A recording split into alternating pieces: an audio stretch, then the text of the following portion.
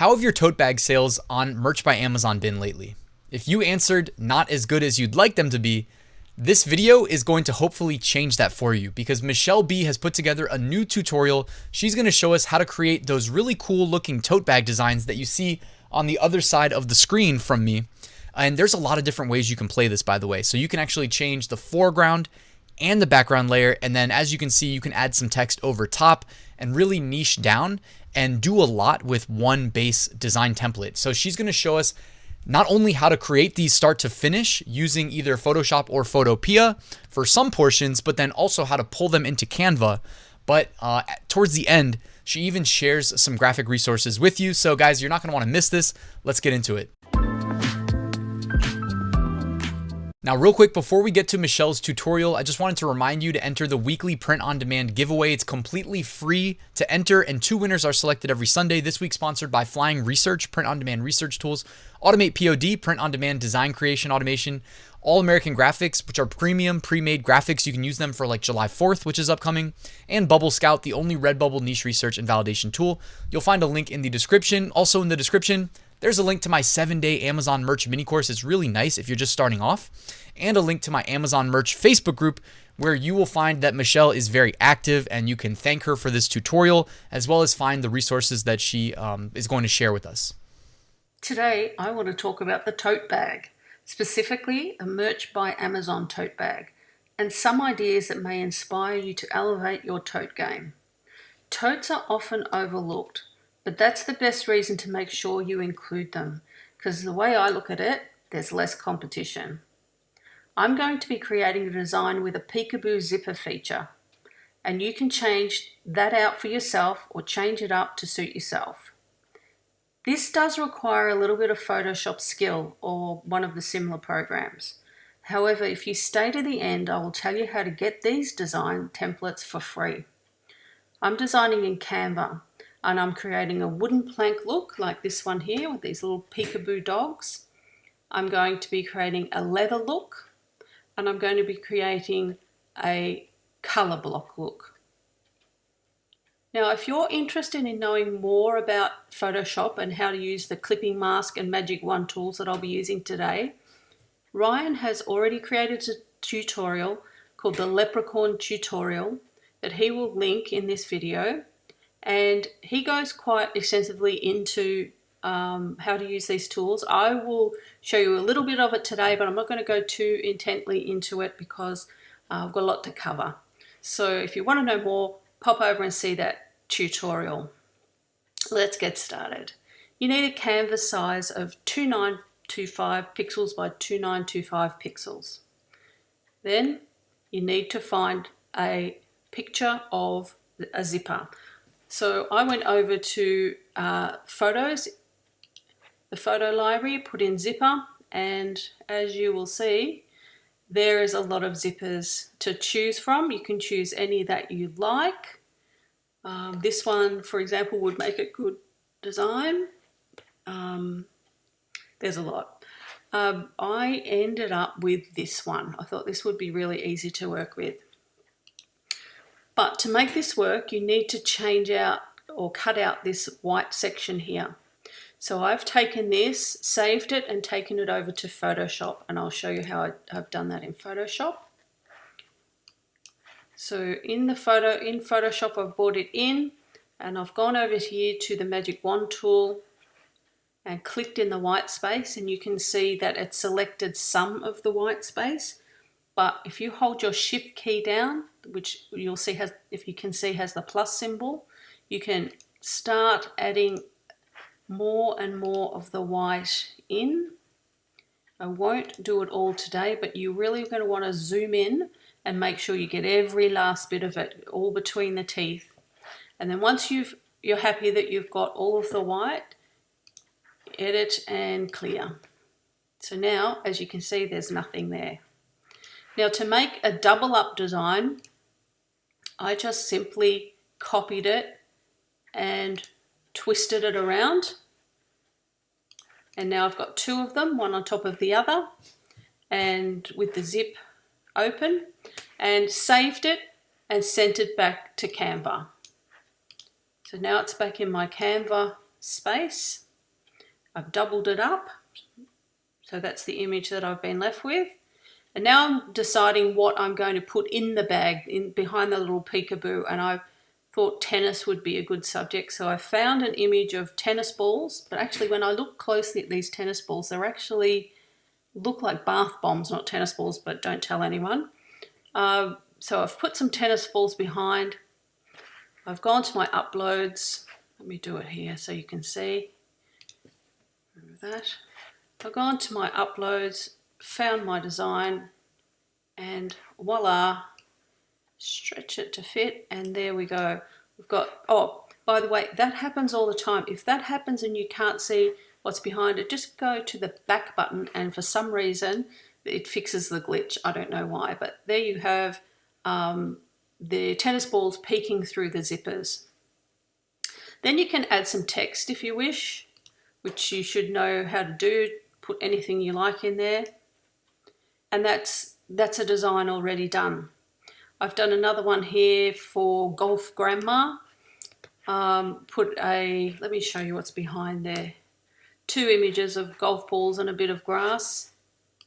Put the image over the top of the zippers, and then you've got a little peekaboo of a golf ball and some grass for the golfing grandma in your life.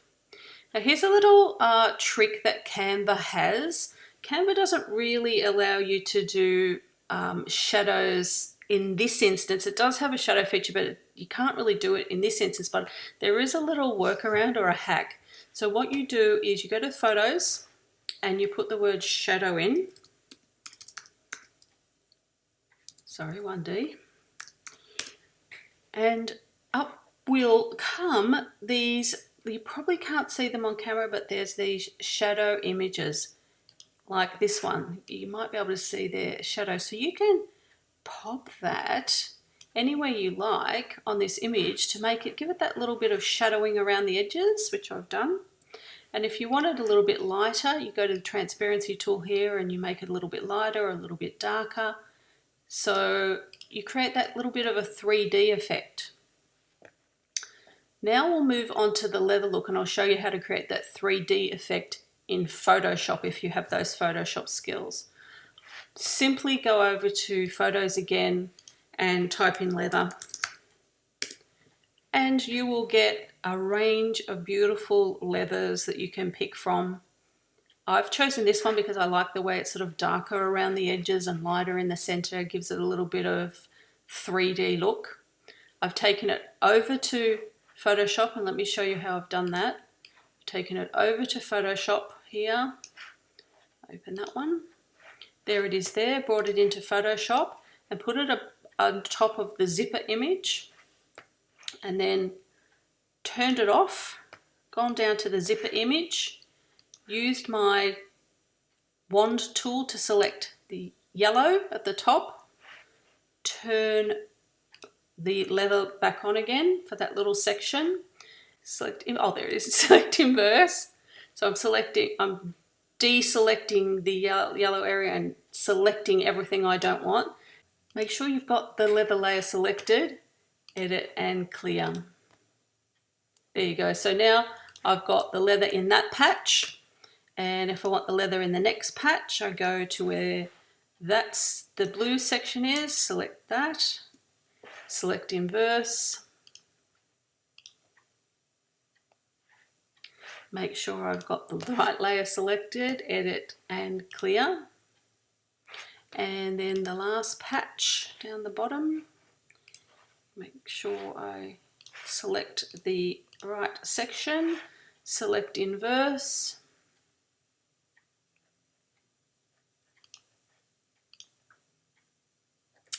make sure I've got the right patch selected, edit clear.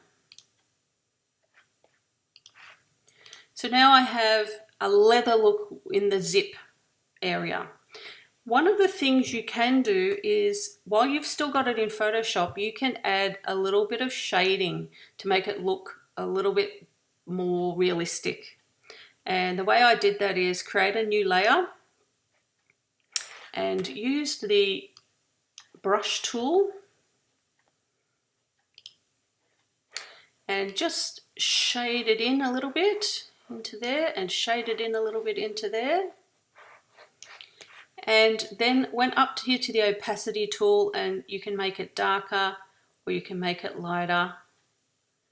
So you can make it anything you like it to be, and then you've got your finished image. Save it and send it back over to Canva. I've sent it back over to Canva. Here it is with the shading. Decide what you want to have peekabooing out of the background. In this instance, I've got Ryan's head there. Go to my uploads, find my leather look again, and pop it into place there. And if that happens, and it always happens, it's a glitch, just go to the back tool and it fixes itself. So there's Ryan in the background with that little bit of shading. I've done another one here where I put wine corks and put some words on here, Mum's Wine, or this one I did for book club with some books in the background and some wine corks. Or you could do mobile office, so office supplies in there. You could do a computer, whatever you like in the background. You can see there's a lot of different things and all sorts of lettering options that you can put on there. Now, I did exactly the same thing that I did with the leather with the wooden planks. So I went over here to Photoshop and I looked for wood. And there's basically, I took the first one up the top, did the exact same procedure I did for the leather, took it over to Photoshop, brought it back in here and with the leather look, and decided, yes, I'd like some little puppies peeking through. So I went over and found in elements, I put in puppies and found some puppies. Like there's so many, but I thought this one was quite cute and colourful. So pop some puppies in there. Then, well, let me do it for you. Went to the uploads, found the wooden crate and popped it in over the top of the puppies, like so, once again. And then included some lettering, Dog Mum. Another example is teachers' sort of supplies in the background, like a teacher's tote. And that's the end, or is it? I think I've got enough time to include one more, a bonus. One of the things I've been having a lot of luck lately is a thing called Kawaii, which is Japanese for cute. And I'm not saying I'm an expert in the art of Kawaii. I know it's a whole thing, but I've been doing quite a few sales in the area of Kawaii. And so I thought I'll include one of the designs in here. I had a look through, I wrote into the elements button the word Kawaii, which means cute, as I said, and they have a lot of Kawaii images here. And I found this little wallpaper, so I've put this wallpaper in. And then I also saw a beautiful background paper, and I've taken that over to Photoshop, created the zippers on it, and there you go. Some Kawaii going through to the background. Now here's a hot tip. If you want to do something, if you want to add some wording but you want it to be in a different language, let's say cute, and you don't know how to do that, here's a little tip. Go over to Google Translate, type in the words cute, up will come the Japanese, copy it, bring it back over to Canva and paste it over the top. And now you have the word cute in Japanese. You can create an effect on that. So let's just say black, a big black background. And let's just make another copy of that. A copy of that. And take the background off that and change the color to pink.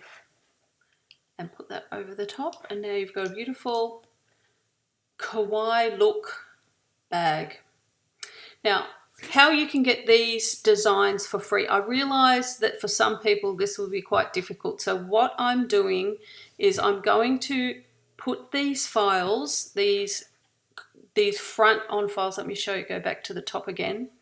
I'm going to show this file, and this file without the backgrounds, just the leather look, the color block, and the box. I'm going to put those files in Ryan's Facebook page, and you'll be able to download those and just use them in any way you like to create your version of the tote bag.